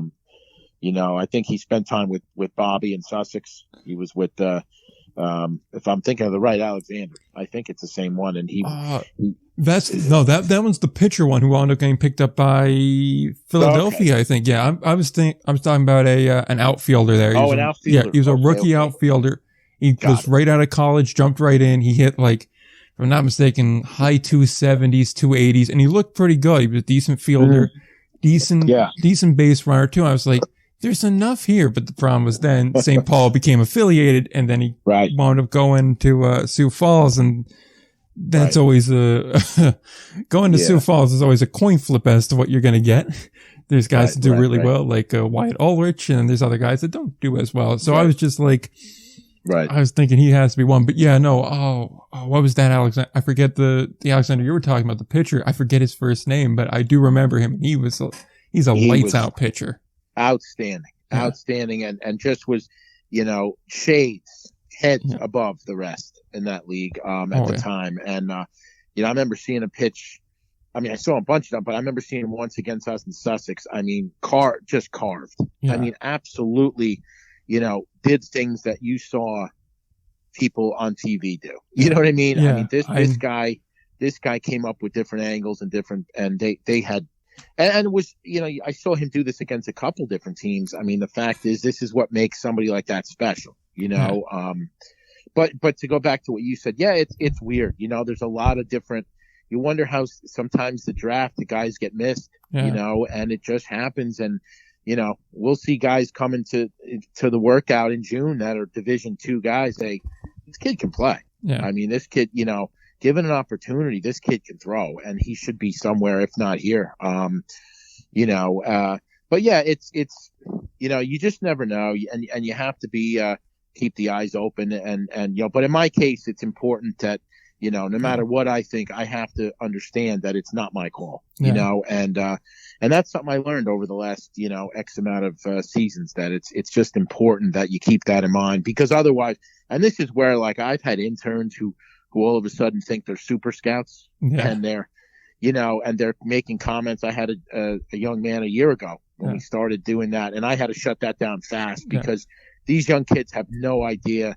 They have no experience in this league, nor an independent, and you have to keep that in check. It's not fantasy baseball. This is, you're playing with people's lives, and you're playing with salary caps and this is all real. This is not something that is on a computer screen and that's it, Oh yeah. That's the one thing I always see. It's obviously more prevalent with major leagues, but on any sport, you always see the few people that they just pretend like they're playing a video game or something. And that's the one thing that's always forgotten, is the real life impact that, a lot of these guys, they drive cross country for this opportunity, fully aware that, as easily as they got it, they could be gone. Like a week from today, if they have a bad streak where they go 2 for 12 and they don't look particularly great in the field, they can be given walking papers, and just now they're stuck 10,000 miles, 1,000 miles away from home with no real options except for hopefully I can catch on. And once you start realizing that this is, you're playing with people's lives, all of a sudden the stakes start to become very real very quick. And that, we could do one day a whole nother show about stories like you just mentioned, because that's something with the tryouts I remember seeing so many times over the years of exactly what you just said. So many crazy stories, guys sleeping in their car and the sacrifices they made to come out to different workouts. So, I agree. I not only ours, I had been to a number, the Newark Bears and the Bridgeport Bluefish and all these different teams that are long gone, going to their workouts and seeing different things. And it's really important because what you just said, nobody sees that stuff, nobody sees that. So, exactly. It's just crazy to see. I know I've gotten emails from people before saying, I was in, whatever for 2-3 years. I've been bouncing around a while. All I want is a shot. And it's like, right. And the guys that are doing, honestly, the guys that travel the 500 miles just for the tryout are the ones you're almost rooting for the most. Cause you could tell they want it. They're dead serious about this. The guys only have to travel, 20 minutes up the road and they're just like, it would be fun. It's like, I hope you do well, but the other guy that's been at this for like 7-8 years, going bus to bus, league to league, just looking for a chance. That's the guy, you're really rooting for. I can tell you quickly, and it's a short one that, we had a young man come from Salt Lake City one time. Jamie Keefe's manager. I'm going to say it's around 2000. Actually, it was in 14. It was the year we won the championship. There was that other year we were up by a couple games, 2-0 on Billy Hornell, and Billy will laugh and tell you the story, and they came back and win 3 with Ottawa and beat us. But I'll never forget. This pitcher came out, and I said to him, listen, don't forget, you do have to have for that. It was the June or July workout we run, and I said, you got to have a ticket to go the other way. And he said, I'm not going back. And sure enough, this young man makes the team through absolute smoke. He had been with, I think, Helena, I think the Brewers lower chain at the time, and eventually, was just awesome and an incredible guy. I wish his name escapes me at the moment. I'd have to look it up, but I will say he eventually succumbs to a shoulder injury and hangs it up. Just misses us winning the championship. He would have been a key cog in the bullpen at the time. But I will say that there's a guy that said, I don't need a ticket going back because I'm not going back. And I'll never forget that. I've joked with him, on LinkedIn every once in a while. I'll send him a message and he laughs and says, I'll never forget that. And it was that kid saying that, and he did come and he exactly did. That's almost impossible to say what and he takes some balls to do that. It was, and here he is saying that, and he flew out here from Utah, and he was right. He didn't go back, so, right to the dorms or host family, he went. So that was pretty cool, but yeah, you've jogged my memory and brought back so many, old faces and years to, talking to you today. I really enjoyed it. I really did, I know this was really fun to do. And I guess, before I give the 5 minutes to wrap everything up, the only question I've left, because I don't know if he was a youth signing or a manager signing or before you got in there, but Cardulo. I had to bring up probably one of the more better known Rockland Boulders. So anything you have on that one, I have to ask about it, because when you have a guy like him that plays for your organization, I'd be remiss to not ask. Well, Jamie Keefe's ears must be ringing, but Jamie brings him in. Jamie had a Frontier League past. He had been in the Frontier League, so he had experience there, knew managers really well. And so I remember him telling me, we're bringing in this kid, Steven Cardulo, as a backup. And we weren't even sure if Steve was going to make the team. Yeah. We were deep in the outfield, and he went from maybe not making the team. Jamie will tell you the story, to, us watching him on the big screen as he rounded the bases in Colorado with the Rockies. So that was, I wish I could tell you, that was Jamie. And he was that reserve guy he was bringing to spring training. And he said, this Cardulo is going to be all right, bud. And I remember him saying something like that to me. And the rest is history. Never had I seen anything like him and what he represented and what he did and the work that guy put into. Look, you have to have the baseball pedigree as far as ability. Nobody, I could spend all the hours he did in the cage at 11 o'clock at night on a Saturday. That doesn't mean that I'm going to be going off to play for the Marlins. The fact of the matter is that he also had the inside stuff and God bless him. I mean, the sacrifices that guy made to do what he did was I mean, I wish you could see and the audience could see what preparation this guy did before and after the game. And I only knew that part of it. The off season, God knows what he did and how hard he worked. But I missed where I got to see him again when he was with High Point. Okay. And I did, because I visit when High Point goes into Long Island. I love to go and say hi to, to Jamie and Frankie Viola and his staff. Billy Horn was there at the time. Yeah. And Albert Gonzalez down there too. Oh yeah, we talked to Bert too. He's a real nice guy. Great guy. Yeah. Up and coming baseball guy. Great guy. Yeah. And so anyway, Steve's, it's great that you brought that up, because Steve doesn't get enough credit for what he did. He really doesn't. Yeah, he's one of those guys that, it's a mixture of the talent and the work. When it's both there, it produces the results. So I had to mention it. And I'm sure I could go around listing off names and just going back and forth with them. But, again, you're very generous with your time, very understanding about the technical issues. We had to do this in 2 parts, so I appreciate that a lot. Absolutely. As is customary around here, we like to give 5 minutes to our guests to say anything they want to say, promote anything they want to promote, go back to any topic we may have touched on briefly and not talked about enough, or if there's something we didn't get to that you wanted to get to, anything like that. The floor is yours to do so. Thank you. I won't take all 5. I will say, obviously, thank you so much for having me on and listening to my ramble today. I really enjoy talking baseball, and I know, somebody like Bubba Birdsong would love to be on one day your program as well. I guarantee that. We'd love to have him, certainly. Yes. But again, I'll plug our workout as I know that the office is going crazy in preparing different things also for the workout. But May 14 and 15, which happens to be Mother's Day Sunday, and that Monday will be the May workout. That's the first one. And the June 17 and 18 would be the one for the college grads and free agents at the time. Mostly college grads will be there. So that's coming up.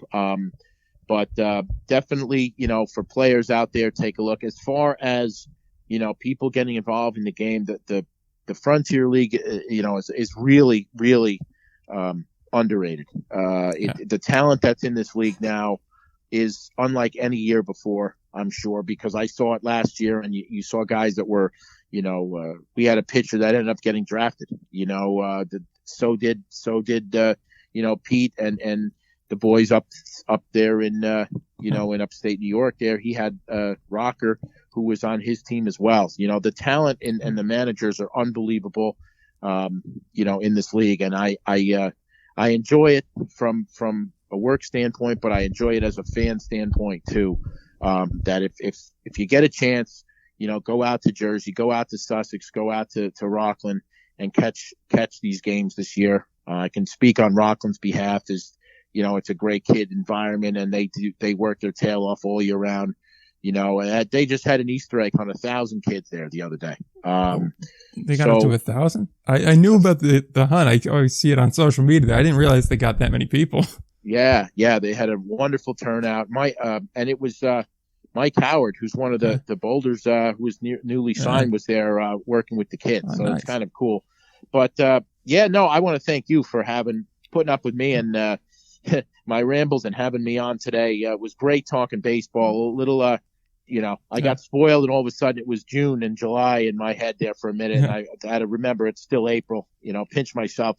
We're going back to the 50s and 60s next week. So, but thank you so much, Nick, and to Will as well, who you guys do wonderful things throughout the season, and I hope to see you guys pop in. Hope to do it again too. I'd love to be absolutely. on. Absolutely. I appreciate you taking the time to do this, and definitely we'll have you back on. Hopefully, again, either closer to opening day or closer to that June tryout. And we're certainly going to go ahead and toss the links to all those. We'll toss them in the show notes, and I'll try to do my best to remember to put them in the description of the show this week. So that way, if you're interested, you can just click the link and go right to it. So, That's great. You can go ahead and sign up right for that there too. And I know personally, I'll definitely make a point to get up there, and I'll have to pop over and pop in and say hello. And, we'll go through all that. And, definitely we appreciate you coming on and appreciate the kind words as well. Certainly. Yeah. It's funny. I'll end with this. Yeah. I have a Tonkin baseball group here in the Montvale area. Okay. And we have older gentlemen. I mean, one guy's 92. Okay. He can recite the 1938 Yankees lineup. Unbelievable stuff. Yeah. But we would love to have you and Will someday as guests in our once a month meeting here in Montvale, New Jersey as well, and we can talk about that off the air. But definitely enjoy talking baseball, and anytime I'd love to sit down with you guys, and you guys do a wonderful job. So on behalf of myself and the Boulders, thanks so much for allowing me to come on here this afternoon and talk baseball with you guys. No doubt. Absolutely. Like I said, it's our pleasure, and I'll have to take you up on the baseball meeting too. It sounds like a good time. Absolutely. Thank you. No problem.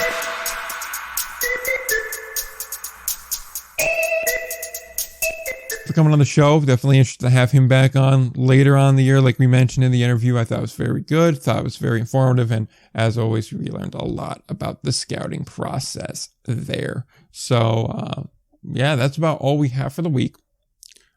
So I guess we can go to the plugs if we have nothing else. I don't think so, no. All right, so we'll go right to the plugs. And if you want to find the show, you can find it on social media at Twitter, Indy Ball Pod, Instagram, ALPB_news, and at Indy Ball Report.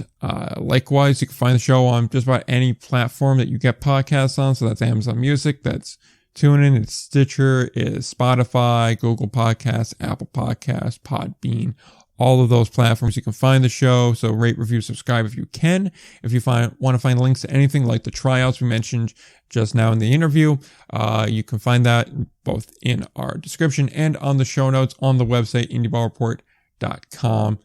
Be sure to take a look at all of that. And so with that said, do we have anything else left to add this week? Well, for the first time, since in my conscious sports fan memory, because we got the Celtics game too at the same time as Devils Rangers. Obviously, Devils Rangers a big deal on this show, so I'm excited for for what should be. Which obviously we're both on opposite sides of it, but at the end of the day, I think we both know it's going to be a terrific hockey series between two really good teams. So I'm very, very excited for it. Very excited to get it started, and we'll see if the infrastructure of the New York metro area can survive whatever result comes out of the first round of this series. Yeah, definitely there. I care about it a significant amount. I thought I was being punished last year with Duke UNC. I really thought, and I'm hoping all the punishment I took from that has produced goodwill this year.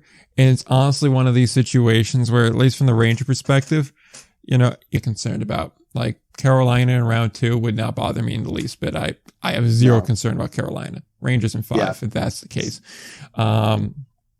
Boston, for as good as they are an extremely good team.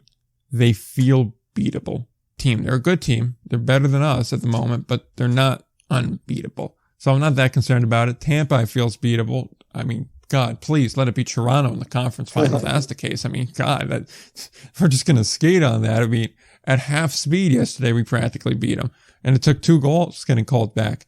So I'm very safe with everybody else. New Jersey's the one team where I'm kind of spooked of because they're a very fast team. They like to play a certain way, and you can't really up the tempo with them because they can hang with the tempo. So you have to slow it down. You have to turn into trench warfare, which I think we can do. And I think if it turns into trench warfare, not only do we have the bodies, but it comes down to goaltending. And I'd bet the farm on Igor over Vanatek. I bet that. I mean, one's a Vesna winner, the other isn't. But yeah, so there's that. And I mean, realistically, you look at the West, there are 2 teams in the West I think can actually put up a fight. One is Dallas, just because Jake Ottinger.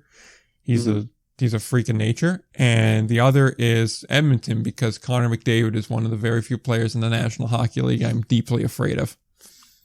Because he's just so much better than the West. Yeah, it's So not much particularly better. close. Like I said, No. the only thing that keeps the West somewhat interesting is McDavid, and the fact that quite literally his season was better than a video game. Like, if you sim a full season in any NHL game, McDavid maxes out at like around 100 points. Dude had 153. There's not even insane. words to describe how incredible that is. Like, Jack Hughes had 99. Yeah. The best part is, like, the leaderboard is like McDavid at 153, Draisaitl at 124. Yeah. And then there's a chasm of everybody else that's roughly in the same boat, like within 5 points. Mm-hmm. And it's just like, this dude's a cheat code. Like, what the hell? A 60 goal season, and he puts up nearly 100 assists. Like, what is this? The 80s? Mm-hmm. That's Gretzky crap.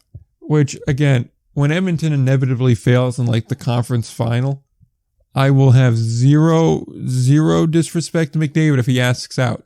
I will 100% get it and understand it, because Edmonton's wasting his talent. Someone needs to go get him. Just not anyone in the East. I mean, can you imagine what the return on that would be? It depends. If McDavid wants to play it like the NBA does, where it's like, I want to go to one of 3 teams and I won't accept the trade anywhere else, then, I mean, the return is going to be less. But that's the problem with trading for Connor McDavid, though, is what you have to give up to get him inherently makes you a worse team, because you don't It have essentially turns you into Edmonton. Probably worse than Edmonton, no? Yeah, because you wouldn't have Draisaitl. It depends. I mean, like, if it's a team like Pittsburgh, then no, because, I mean, then you're running like Crosby McDavid as a 1-2. Like, what the hell's that? But the teams that would benefit from getting him don't have the resources to get him. Like, who could reasonably get him in the East? Buffalo? Yeah, I mean, they have the assets. Yeah. I think that, I mean, I'm not saying that I think this is going to happen. Yeah. I think the Devils definitely have the assets if they wanted to make that move. Do you have the cap for it, though? Because you'd have to move pieces, and Meyer's getting an extension. Well, I guess that would depend on Meyer. Like, which, you know, obviously he hasn't. He likely will get an extension, but he hasn't gotten it yet. So I guess we'll see on that front. I know I'm not even really thinking into the offseason very much yet. Yeah, I just think of that because it's like Connor McDavid, the king's ransom he could get. Because I don't think there's a single player I wouldn't trade Connor McDavid. No, because he's just so much better. It's just, oh my God. You know, part of me just pictures, like, and the sad part is there was definitely a point in time where this wouldn't be that much of a pipe dream of a possibility if there was like a line of Panarin, McDavid, and Kane. I would enjoy that immensely, watching that. There's a lot of things, and I know this is all a hypothetical discussion, but there's a lot of things that have to happen. I mean, Edmonton we'll see what happens with Edmonton in the Western Conference playoffs this year. I don't know. Yeah, I mean, I predict conference finals loss to Dallas for them. Okay. Yeah. Like, I feel like it's boring to say that it's just like Dallas, Boston as a final, but I could very well see that being the final. The Tyler Seguin Bowl. Yeah. Please, the Louis Erickson Bowl. Because Louis Erickson fits the culture. Yeah. I don't know. So, regardless, though, going to be a lot of fun hockey going to be played over the next couple months. So absolutely. And it's going to be very nerve-wracking for a long time. But yes, that's all we got for you this week. This is nearly 2 hours long. I don't have any idea how long it's actually going to be, but we have 2 hours worth of audio to go through. And it was an adventure recording this week, so I have to solve that in the next 7 days before we do this again. But until then, don't forget to play ball.